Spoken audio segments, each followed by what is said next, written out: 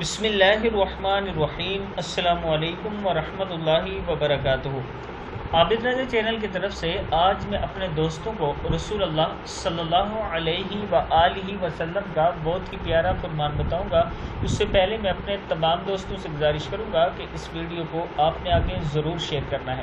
تو شروع کرتے ہیں۔ بسم اللہ الرحمن الرحیم۔ ایک مرتبہ حضرت فاطمہ رضی اللہ تعالی عنہ تندور پر روٹیاں لگا رہی تھی اور ساتھ میں حضرت محمد صلی اللہ علیہ وآلہ وسلم کھڑے ہوئے دیکھ کر مسکرا رہے تھے۔ فرمایا، کیا ایک روٹی میں لگا دوں؟ پھر آپ صلی اللہ علیہ وآلہ وسلم نے ایک روٹی تندور میں لگائی۔